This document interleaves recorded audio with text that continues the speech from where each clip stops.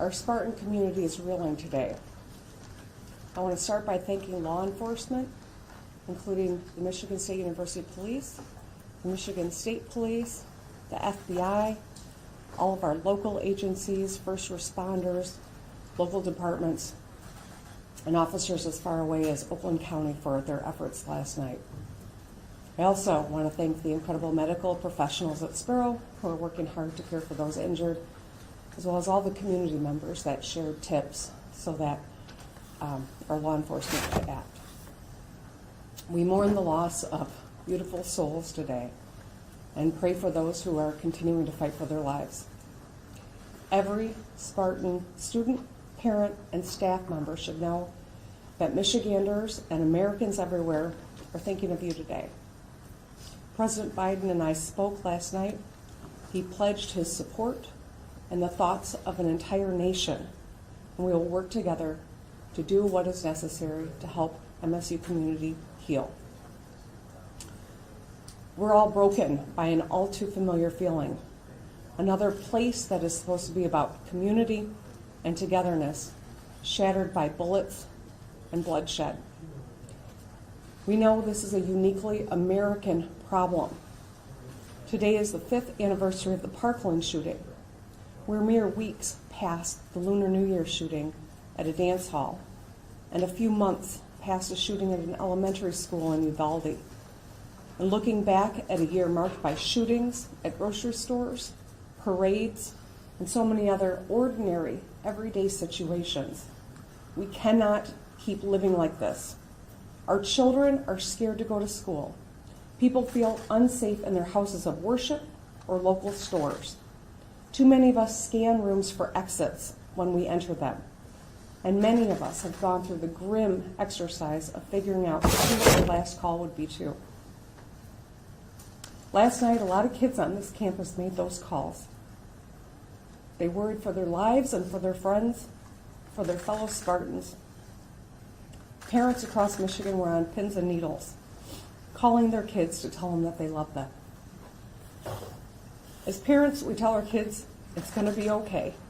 We say that all the time. But the truth is, words are not good enough. We must act, and we will. But today, let's hold the MSU and East Lansing communities close.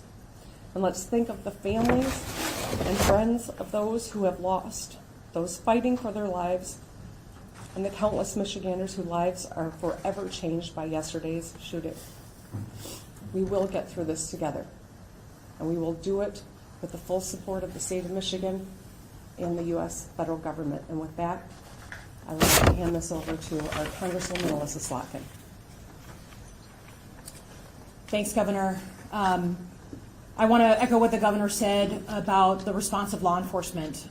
Those of you who might have been listening on the scanner, you heard how deeply complex this operation was yesterday, with young people calling in tips constantly, with an unbelievably difficult area of environment to navigate. Law enforcement did an incredible job. We had hundreds respond from across the state.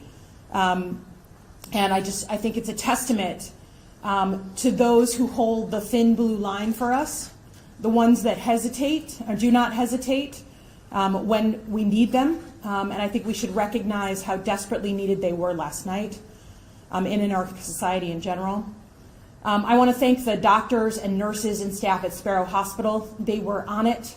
No one wants to live through a mass shooting like this, but they were prepared and they handled it with grace and humanity.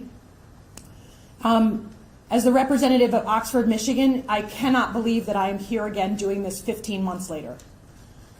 And I am filled with rage that we have to have another press conference to talk about our children being killed in their schools. And I would say that you either care about protecting kids or you don't. You either care about having an open, honest conversation about what is going on in our society or you don't.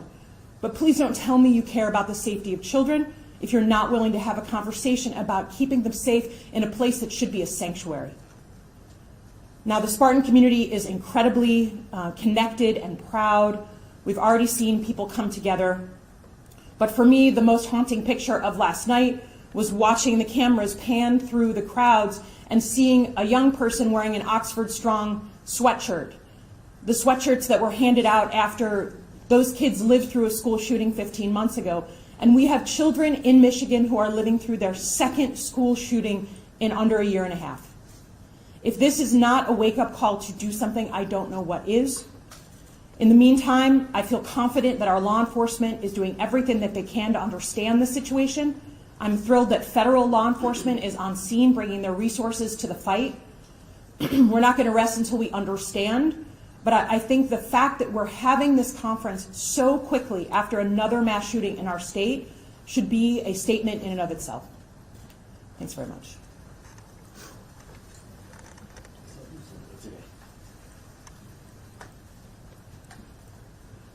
Well, on behalf of the community, I'm Mayor Andy Shore, Mayor Ron Bacon, East Lansing. City of Lansing.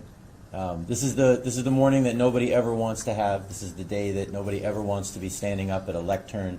When you get elected, you want to talk about the great things in your community and not this. But here we are. I do want to thank the Lansing residents who stood up. These many tips you've heard about came in from many of our residents, and as a result, the shooter was identified and the threat was neutralized. So we're very proud of our citizens in Lansing. There's going to be so much fear. It's not just the students, it's the community. I've heard from parents and citizens who didn't know what was going on. So I want to share, we have a community mental health resource that is open 24/7. It's a crisis services department, 517-346-8200. And I also want to share in the incredible job that was done by our law enforcement, LPD, ELPD, state police, Ingham County, and of course MSU. This is what they train for, and today and yesterday they were able to show that they are prepared. It's not something you ever want to do when you train, but they were prepared and they were excellent. As of today, East Lansing Hannah Center will be available to students in need of resources, and counseling will be available all day. We'll be working with the Department of Health Services today as well to extend other additional things to the community. I just want to say, as Mayor of East Lansing, when I introduce myself, I'm the Mayor of East Lansing, home of Michigan State University. We are indivisible. This Spartan Will thing is real. I want to send out my deepest regrets and remorse to the families that lost children, the fear stricken in the children. At Michigan State, for my children, I'm a dad here in this community, is like a playground for them. It's where you go and have your first experiences and taste of college life and fun and all those types of things. And I'm just shattered today. My heart aches for our community, and we'll be present. We'll be here in support. President Woodruff, the entire community of Michigan State University will stand hand in hand. And this is just the beginning. We will find a way forward. I don't want to stand up here and try to communicate that we have the answers at this point, but as Congressperson Slotkin said, we're going to find the answers, and we're going to figure some stuff out here. This has gone far enough. Thank you.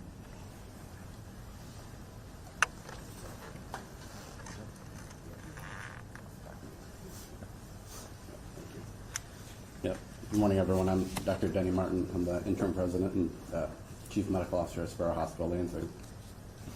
I think a lot of very dry mouths up here this morning, so bear with us and appreciate your patience. I can confirm that last evening we cared for 5 individuals who were brought to Sparrow Hospital from East Lansing campus. The team in our level 1 trauma center with our emergency medicine physicians and trauma surgeons were waiting for them upon their arrival. I will give a lot of thanks to the individuals, the first responders on the scene. Our ability to care for these individuals starts in the field, and they did a fantastic job. 4 of those individuals did require surgical intervention to treat their injuries. 1 individual did not and was taken to the critical care unit after being triaged in the emergency department. All 5 individuals remained in critical condition this morning. I want to thank the overwhelming response from our team. everyone in our Level 1 Trauma Center. This is something we talked about this morning that we practice for very often, but never want to have to do. And we did it amazingly well, and very proud of everyone. The camp was led by our emergency department physicians, again with our trauma surgeons, but can't forget we had general surgeons, cardiothoracic surgeons, neurosurgeons.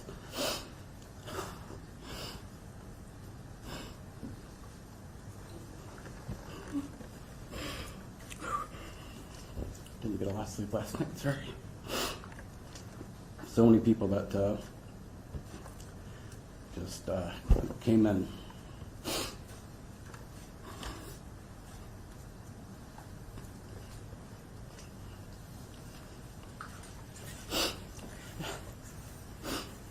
Yeah, received a lot of texts that were just, I'm on my way.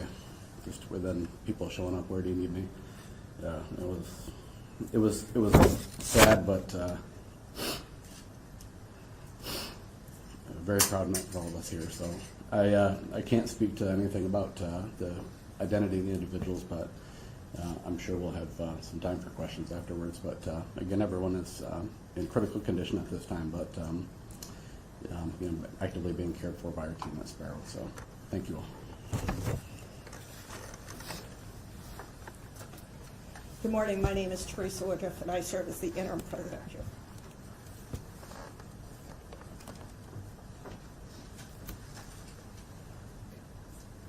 And our Spartan hearts are broken. We're grieving, but as a community, we're grieving together. We struggle to comprehend. We lost families, friends, classmates, and our hearts go out to the victims and families of this senseless tragedy. And we offer to each of them the peace that passeth understanding. We continue to think for our medical professionals at Sparrow, and we know that they are taking the best care possible of our students. To our students, we have available to you the support that you need at the Hannah Community Center, as was mentioned by Mayor Bacon. This includes counseling and psychological services, as well as employee assistance programs for our faculty and staff. And we're deeply appreciative to the governor for reaching out directly to President Biden and for the offer of additional mental health services for our community. As a university, we also thank our law enforcement colleagues, both here and in multiple jurisdictions, who responded immediately and continue to protect our community today and each day. I want to thank the staff who are on campus today. MSU is on modified operations, which means we're on essential personnel only for today and for tomorrow. And those staff who are here to support our 17,000 students who are on campus and our 50,000 students across this great university, we thank you. I also thank directly our students, faculty, and staff who complied with the request to shelter in place for hours at end without knowing exactly what was happening. We thank you for your courage to maintain that shelter, which allowed our law enforcement to take the actions that they did. We ask each of you to honor your feelings and to take care of yourself and each other, and together we will come back more resilient than ever and more ready to face what is needed in this society, which is the courage of all of us to ensure that this never happens again.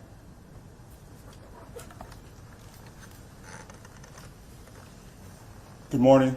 I'm Marlon Lynch, Vice President for Public Safety and Chief of Police here at Michigan State University. You've heard by several people in regards to the response of first responders last night. Their work continued through the night, processing crime scenes, obtaining additional statements, additional evidence, tireless work hours. We're not only bound by our duty, but a large percentage of us are invested in our community. We went to school here, we have children here, we have family. This is us. This is part of us. These partnerships are great. Our processes will continue with this. We will continuously be joined by our partners as we are here today with the FBI, the state police, as well as Lansing Police Department in East Lansing. And I hate to even go down the list because there's so many agencies that responded last night, continuously responding and asking how can they help. And it was all in a timely manner, very timely with that. You will hear a recap of the incident and as well as some updates based on the events that have occurred overnight in regards to our students that were involved and also the suspect. Good morning. Deputy Chief Chris Rosman with the Michigan State University Police and Public Safety. As you can tell, this has been a long night for a lot of us.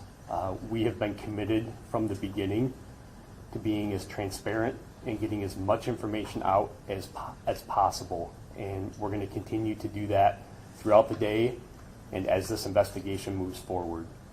I'm going to start with a brief recap of the incident yesterday.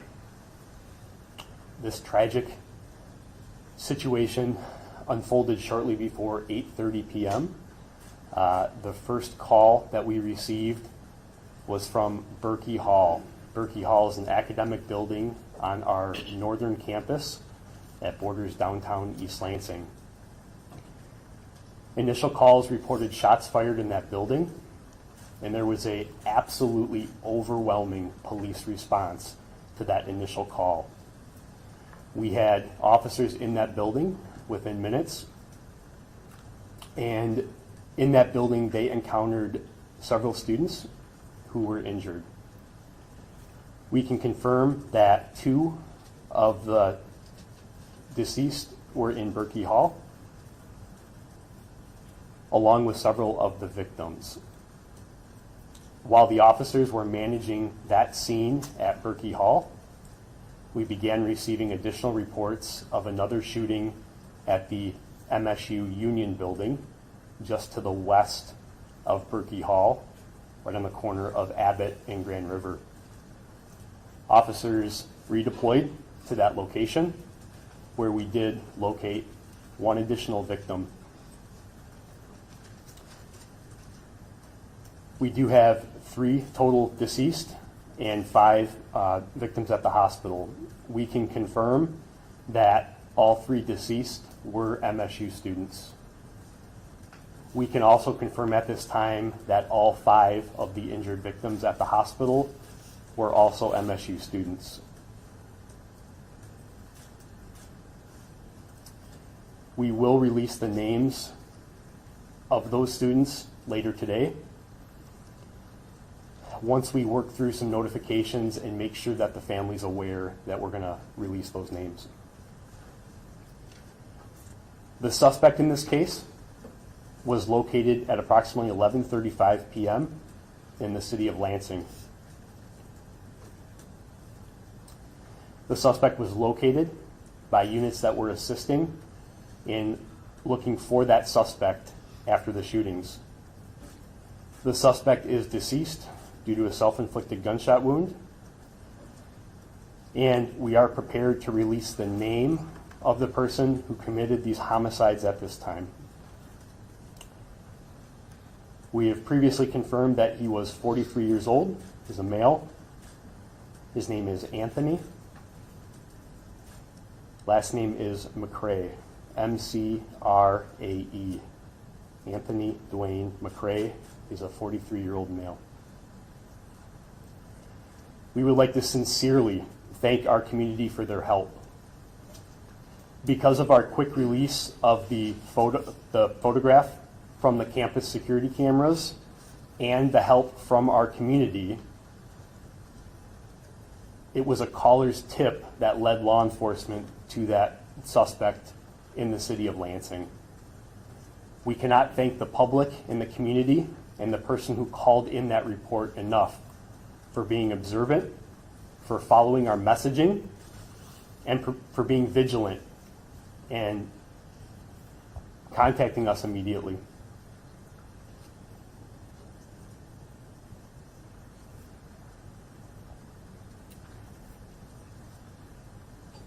We will continue to share resources for the MSU community through our institutional website and our MSU Police and Public Safety social media pages. We know that this news may be difficult for those within our campus community and beyond, and it's important to remember that the grief that some individuals may be experiencing is normal, and there are a number of ways in which individuals can seek support, including talking with friends, family, and colleagues to process this, and taking advantage of many of the resources that we have provided. We are prepared at this point to take some questions. Sure. I'm going to turn it over to Special Agent in Charge, Jim Taraska. Good morning. I'm Jim Taraska, the Special Agent in Charge of the FBI in Michigan. First of all, our hearts go out to all the victims, the families, the students, and the community. This happens much too often. I'd like to thank all our partners in law enforcement. Chief, once again, thanks for your leadership. Just great examples of leadership last night from all the agencies that showed up short notice and showed selfless sacrifice to attempt to identify, find the subject, and eliminate the threat. Last night when this occurred, many agencies arrived on scene. The FBI deployed agents, analysts, and specialty teams to help in the effort to help the victims and to also find the individual responsible, which occurred. Thanks to law enforcement. Law enforcement here in Michigan, it's the best I've seen in my 30 years in law enforcement. And I was very proud of our community in law enforcement and the community at large to come together to resolve this issue, this matter. And we'll continue working in the future hand in hand to mitigate these threats and try to make Michigan as safe a place as we can for our families. Thank you.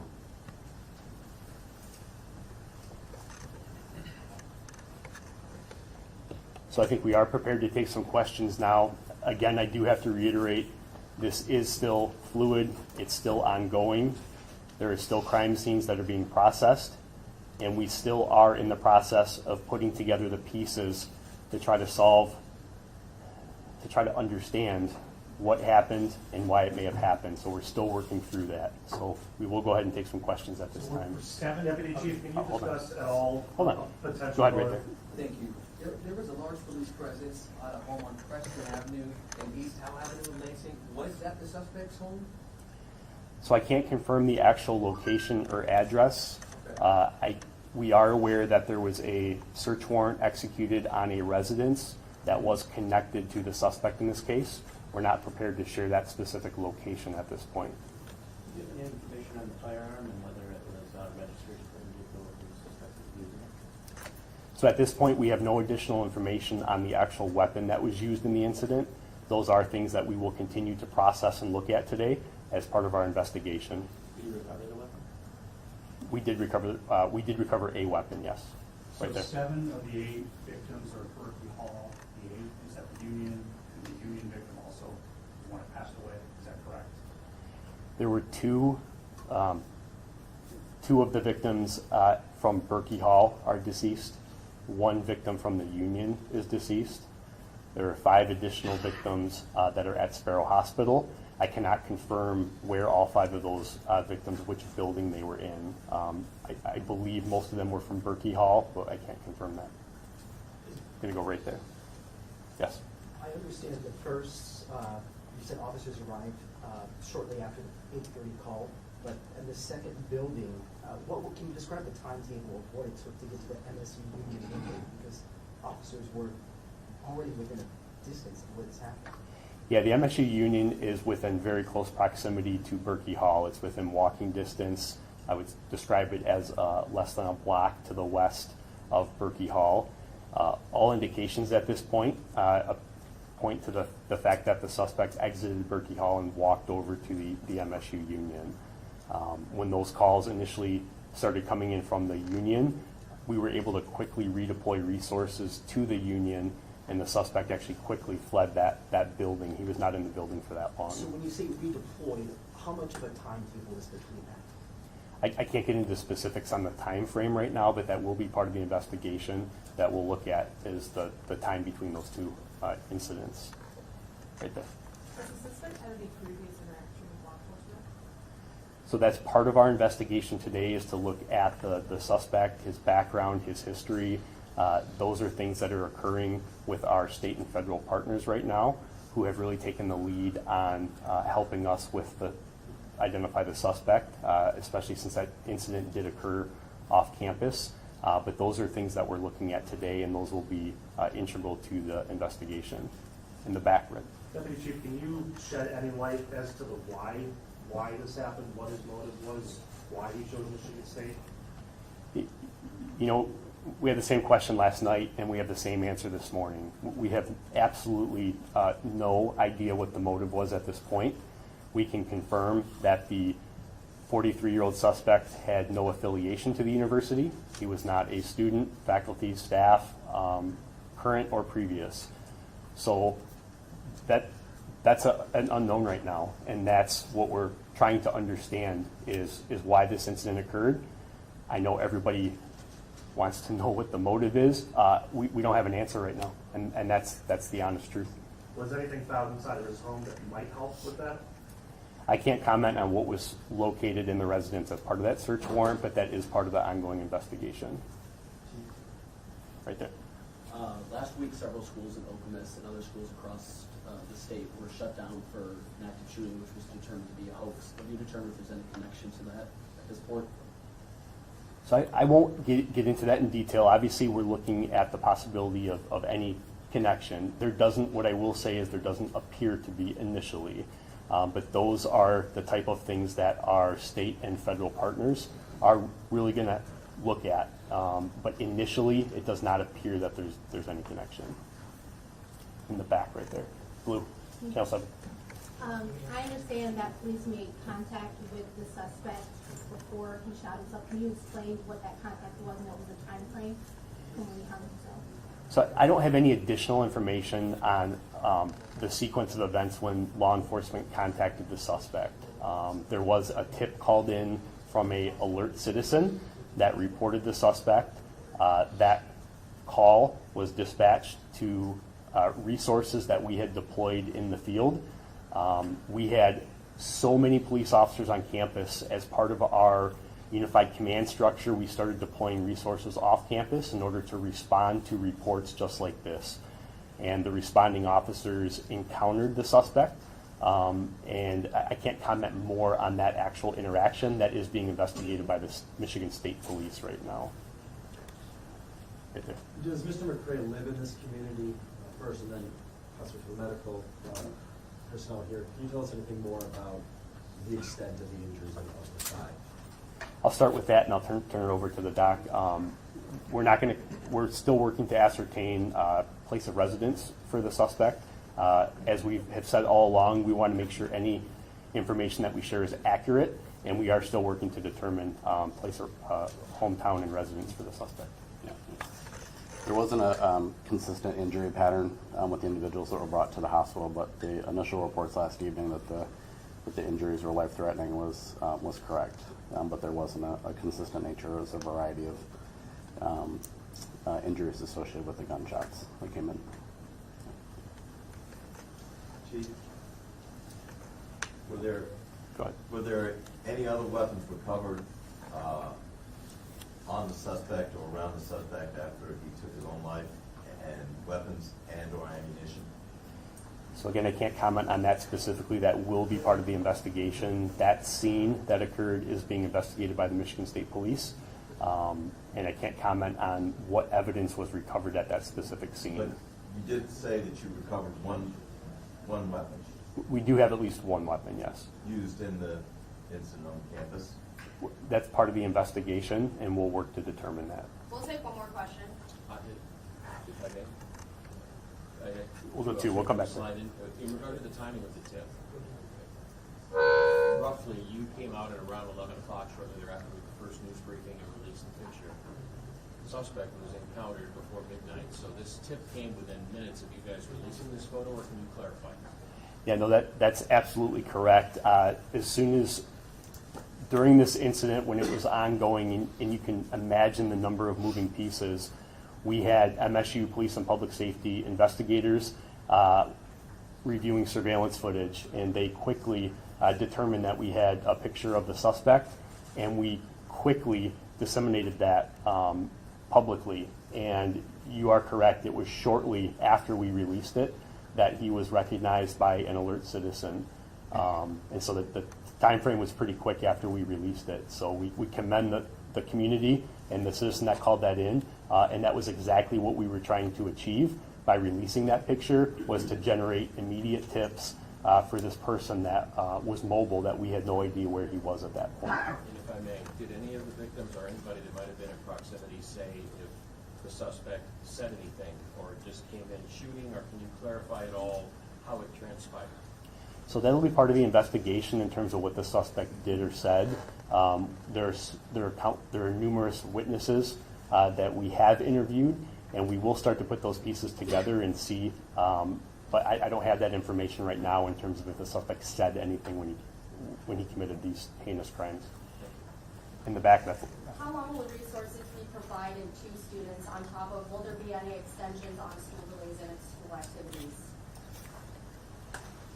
We will provide the resources the students need for the time period they need, and again, we thank the federal government for their response. We will be in modified operations for the next 2 days, and then we will move into a period where classes will be canceled until Monday morning, but campus operations will resume. Yes, there's medical staff, one other question? One more. We understand that the patients are still in critical condition. Can you tell us what their prognosis is for recovery? It's still very early on. This is the injuries occurred just over 12 hours ago, so their conditions are evolving. Again, I'll say that they're all absolutely in a critical condition, but there's varying degrees of that. But I think it's just too early. It's too early on in their course to give any kind of prognosis at this point. So. Can you break down the number of male and female victims that you can provide for us? No, not at this time. We can't identify anyone. Yep. One other question from the investigators. So, appreciate everybody coming this morning. We are going to continue to share information. That concludes this briefing. We will be here today and working around the clock to provide resources and to continue this investigation, and we will continue to provide information. But thank you.